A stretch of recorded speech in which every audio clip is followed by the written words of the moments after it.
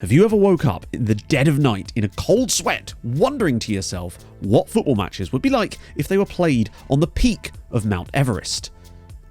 Okay, honestly, me neither, but, wouldn't it be cool to find out?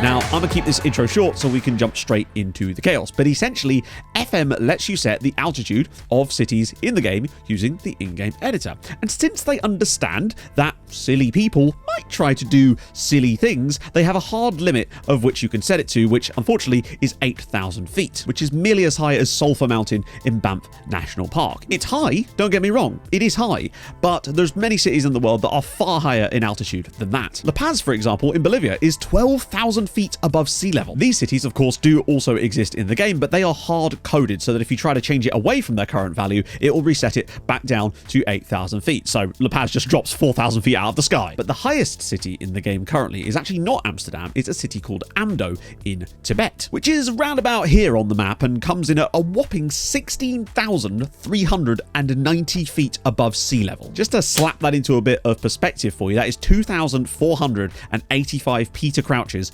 stacked directly on top of each other. It's a logistical nightmare. But if you duplicate these cities in the editor, you can put them anywhere in the world. And more importantly, you can make football teams play there. But we're not done yet, as Hadrian from Twitch chat, so shout out to him yet again, has found a way to edit a config file in the game somewhere. I honestly don't know the specifics of this. He is very much the brains of the operation. I am the below average face. But these changes allowed him to make cities as high as 29,000 feet, which is mental. So that is exactly what we've gone and done. Oldham now play all of their matches at Boundary Park still, but now Boundary Park is on top of Mount Everest, because of course it is. We've also added extreme heat, even though of course it would be the exact opposite of that on Mount Everest. We just felt that it'd be more fun for the chaos. Also means I'm now perfectly dressed for the weather. I'll link the databases that we've used for this video in the description so you can have a play around with them yourself and, well, enjoy the chaos. But now, I'm guessing you're wondering what a football match looks like in the FM match engine when played on the top of Mount Everest. So, shall we find out? Oh yeah, and later in the video, we've also turned the Rock of Gibraltar into the giant monolith of the Mediterranean to see how this affects national teams as well as entire teams when they're sharing a stadium across many different European competitions.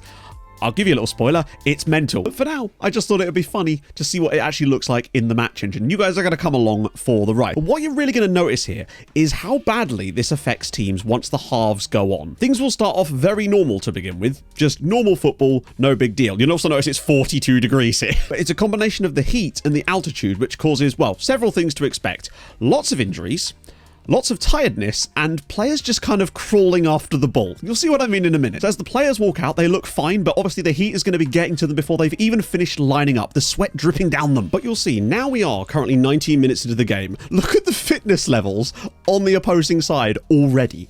And they've still got another 25 minutes or so just to get to half time. I would not be surprised if we saw some first half injuries. Now, for whatever reason, it doesn't seem to affect your team as much as it does the away team. I wouldn't be surprised if they actually do score a goal in this game, but what's more likely to happen is that we probably score 5 or 6 in the 10 minutes leading up to half time to really put them to bed. And then the second half, obviously, they do get a little bit of fitness back from that little half-time rest where presumably they sit in a hyperbaric chamber and desperately gasp for oxygen. They get a little bit of it back, but you can see now, look, the defenders just can't run. Fondop's through on goal. He's going to go around the goalkeeper and the defenders just cannot even, he's not even bothered to chase it. It gets worse. And just out of interest, so there's no debate about the quality of the players. That's the only thing that's been changed. The players are the same players. Something else we'll start to notice once the injuries start rolling in, and believe me, there will still likely be a couple before half time, is that because this is the National League, there's a small bench, and I believe you only get 3 subs still.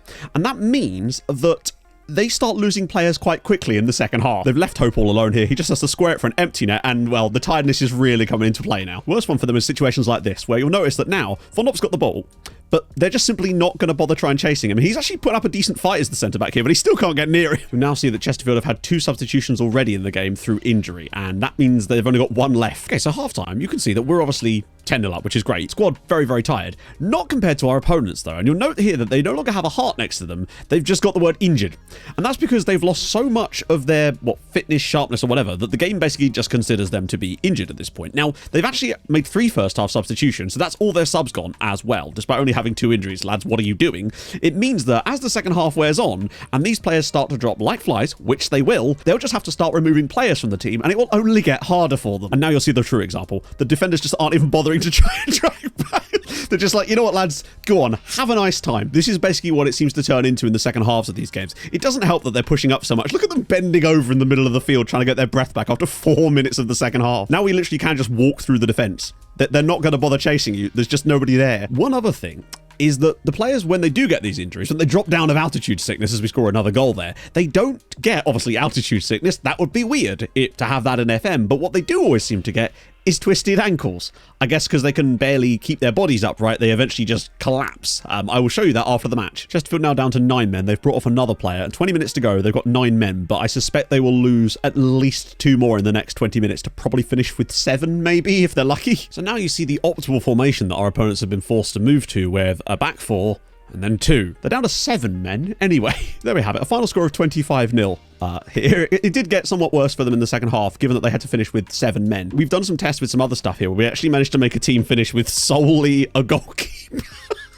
So there's no outfield players and just a goalkeeper. I'll try to put a couple of screenshots on the screen right now so you can see what I mean. Now, this is because FM doesn't actually have a system whereby games are abandoned if a team drops below the 7 men that are required to complete a game, and thus you could actually get more players off the pitch than that. And this was the quote that came with it when I was sent the screenshot. My goalkeeper has to take every kickoff and run back to goal. They're offside as soon as they're in my half. It's absolute chaos.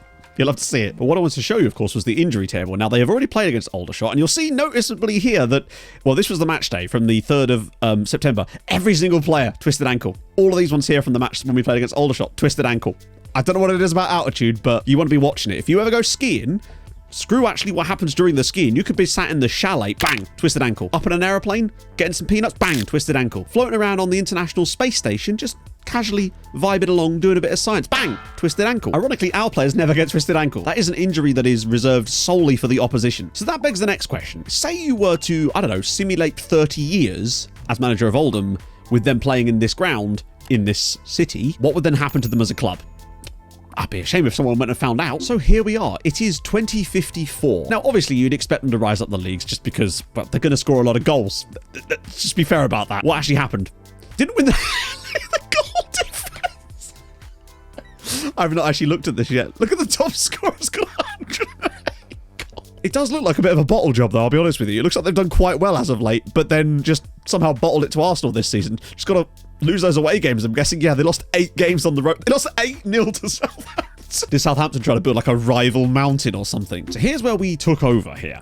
So massive season there. League 1, League 2, Championship, Premier League. So back to back to back to back, as you would expect. I wonder how many goals their top scorer of all time and like their records are going to be. There's got to be a guy that's got like 1,000 goals for them, surely. But in addition, they've got 10 Premier League titles in there as well. A Club World Cup, 4 FA Cups is surprisingly low. But I guess what happens if you get drawn away? Europa League, a Conference League. Any Champions Leagues? Oh, 9 Champions League. I literally didn't see that in the first place. 9 Champions League as soon as 2039 as well. Most goals scored. I literally could have looked it up like this, couldn't I? Right, what we got? I want player records more than anything. Most league appearances by a player. Most goals scored by a player in a season. Joe Nuttall. That was quite soon, actually. Most league goals by a player. 1,400. No, he's still playing. This is amazing. So this is Mustafa Kabaj. What's his career looking like? Yeah, he's done all right. He has done okay. £24 million they paid for him. His best season in the Premier League was this year with 159 goals. Solid. 231 in all comps. Obviously, bit of good stuff for the continental competitions there with just the 70 in the Champions League. But no one will ever touch the 24 goals that Joe Nuttall put past Exeter City by himself. So the best 11... Okie dokie, friendos.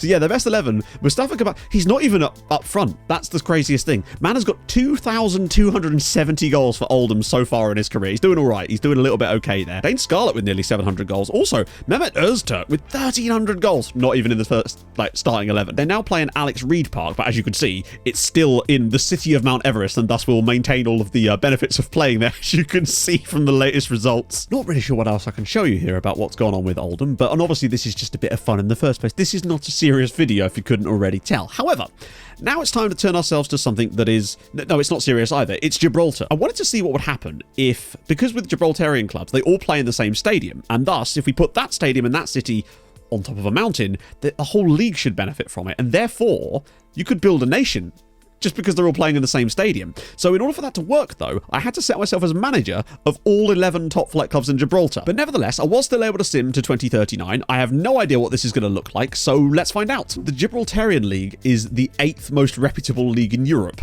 which does make me think that perhaps some things have changed. Key would be to just look at the previous winners of the various European competitions, wouldn't it? And then maybe have a look at the coefficients. And maybe the national team as well. That's very interesting too, because they play in that stadium also. Anyone good? Maccabi Haifa won a Conference League. That's sick. But no Gibraltarian teams have won a Conference League.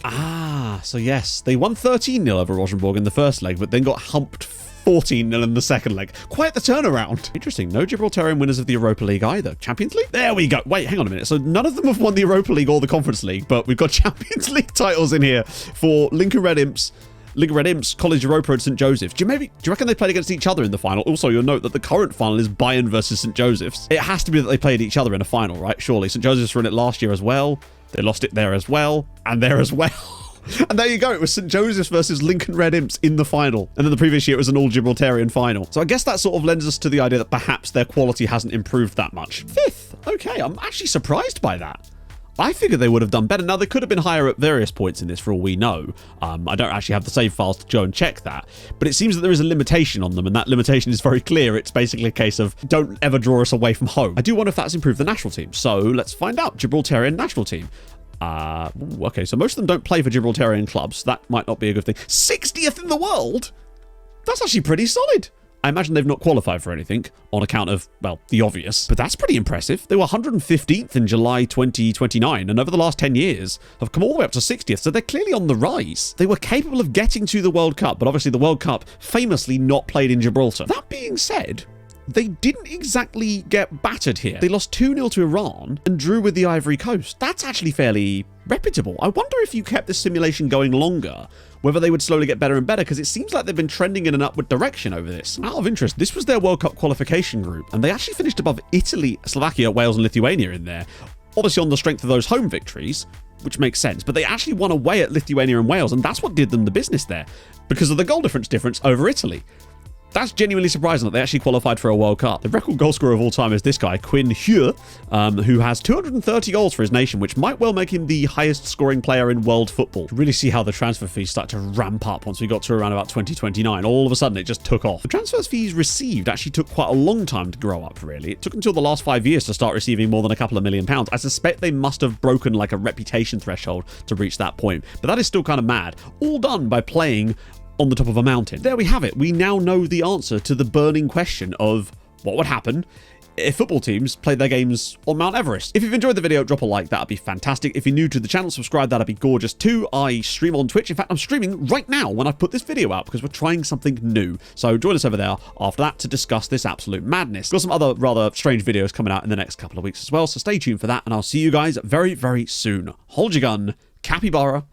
Bye-bye.